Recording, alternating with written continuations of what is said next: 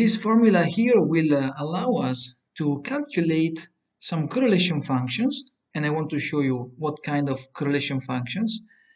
Let's consider a polynomial function of this kind, so L of phi, and this is given by the dot product of L with phi. So this is, for example, LA phi A, like this.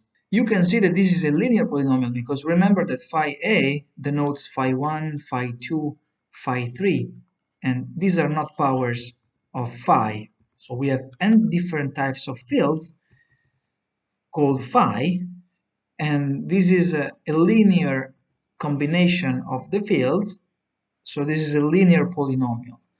We want to calculate, for example, the following correlation function: L1 of phi, L2 of phi, dot dot dot, LP of phi, and this is given by 1 over z0.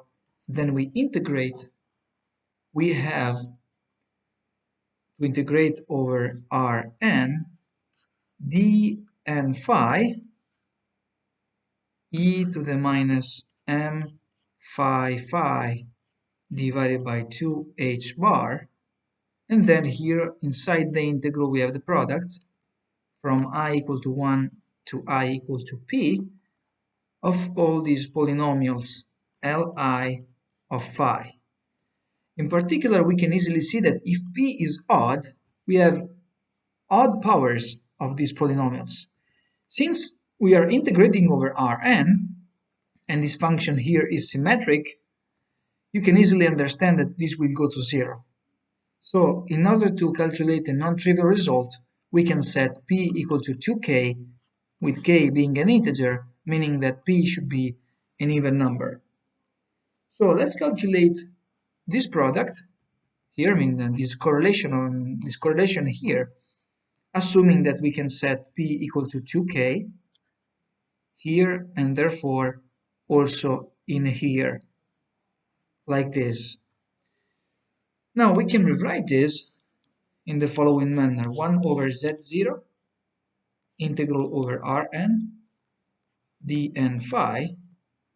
Then we have here the products written like this: I from 1 to 2k Li of phi, and here I'm going to put e to the minus m phi phi divided by 2h bar. Now pay attention, I'm going to put minus j of phi, so I'm going to consider a source term divided by h bar, and at the end of the calculation we set j equal to 0 so that we can get back the expression here. Now let's do some more steps.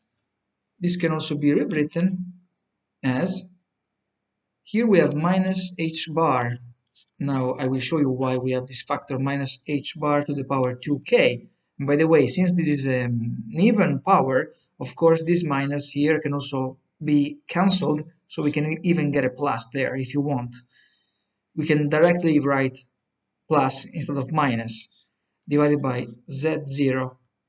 Then we have integral over Rn dn phi. We have these products, I from 1 to 2k, and here we have a dot product between Li and the derivative with respect to j. So for example, this can be interpreted as Lia d over dja, like this, where this is not the power, so this is the component of Li. Remember the expression for the this function here, which is linear. So if we set Li here, we have Li, and here we can put the I either here, or maybe we can put it here. Try not to get confused by the notation. We have Lia, and here we have phi a, like this. And then finally here we have e to the minus m phi phi divided by 2 h bar minus j of phi divided by h bar, and then we set j equal to 0 here.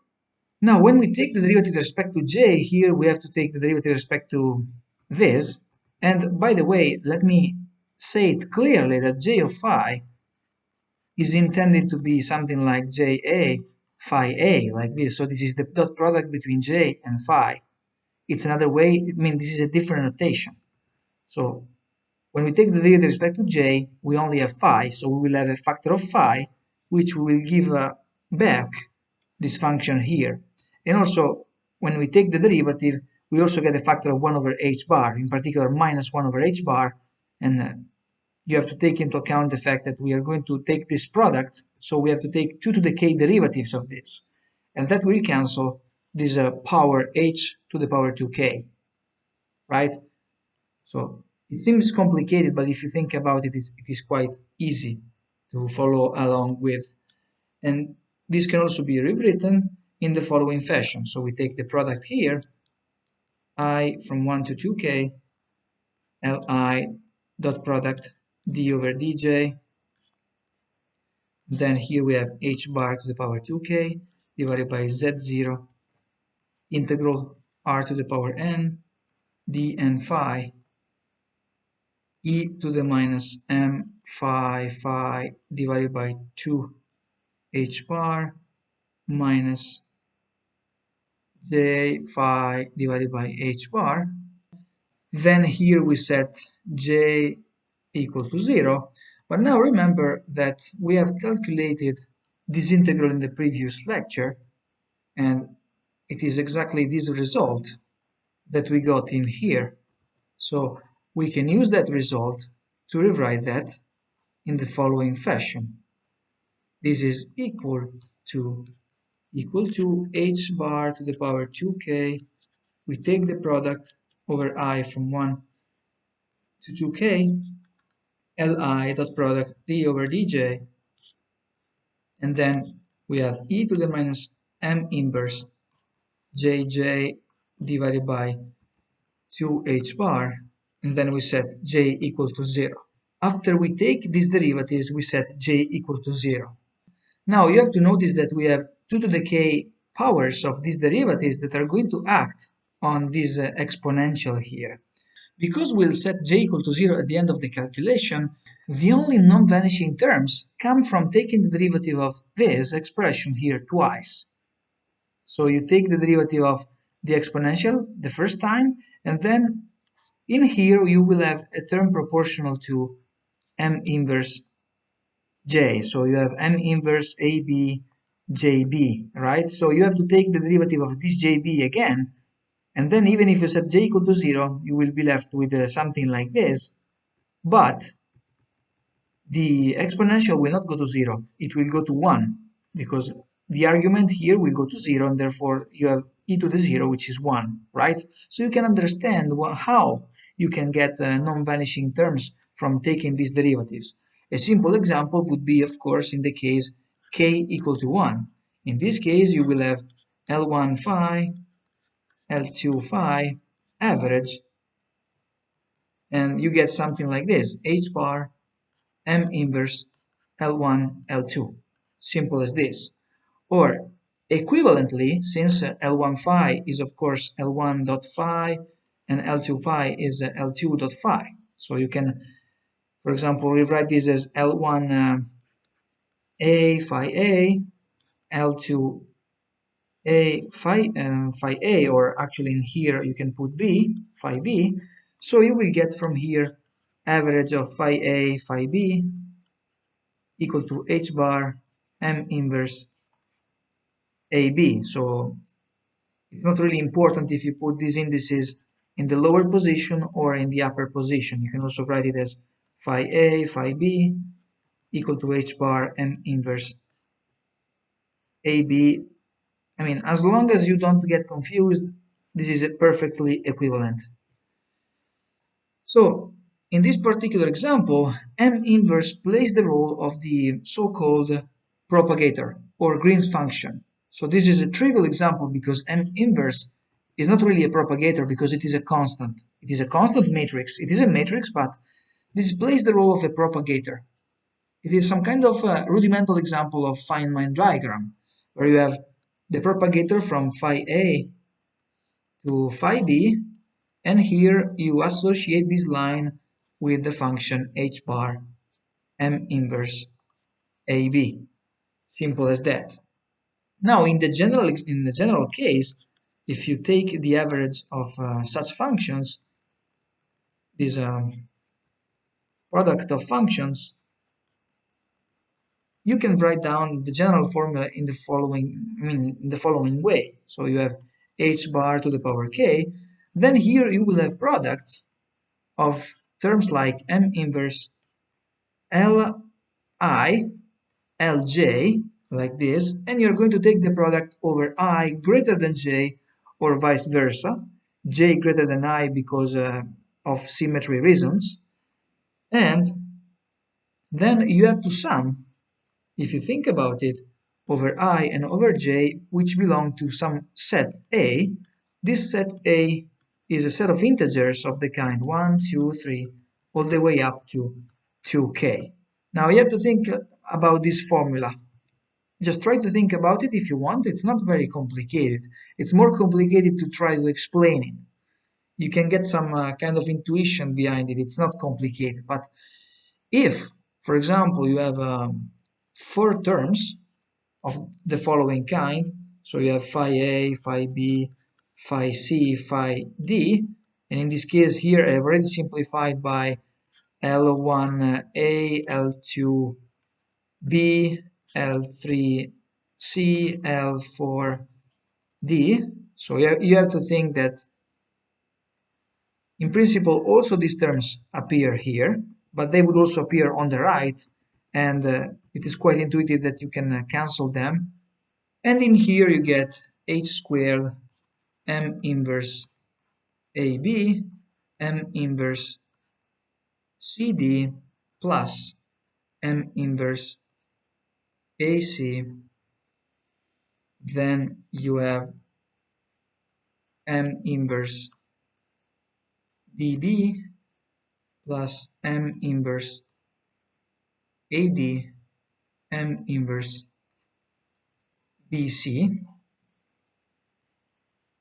So you just try to associate all the possible labels. You see, you still have A, B, C, D, but they are arranged in different pairs. Okay, so you're not going to repeat the same pairs, of course, but you only have 3 possibilities of pairs here.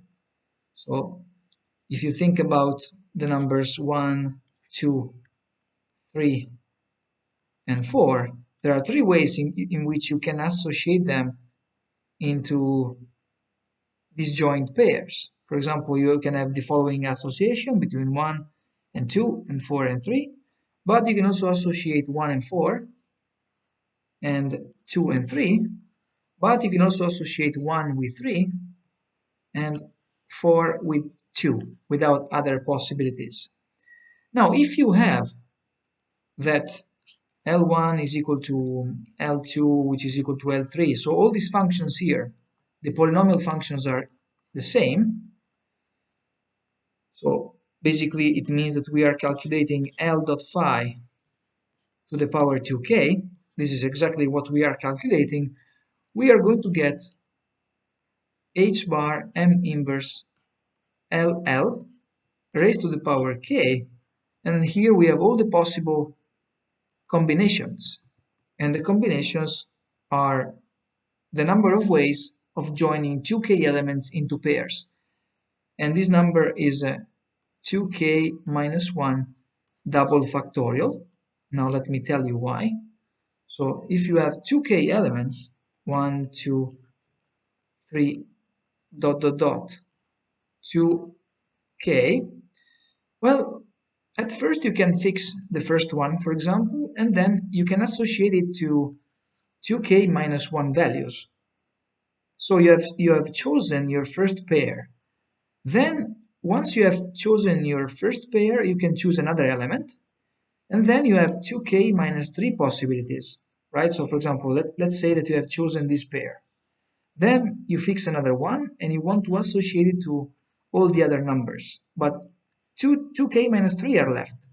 So you can understand the pattern. You have 2k minus 1 possibilities times 2k minus 3 possibilities times 2k minus 5, dot dot dot, all the way down to 1, right?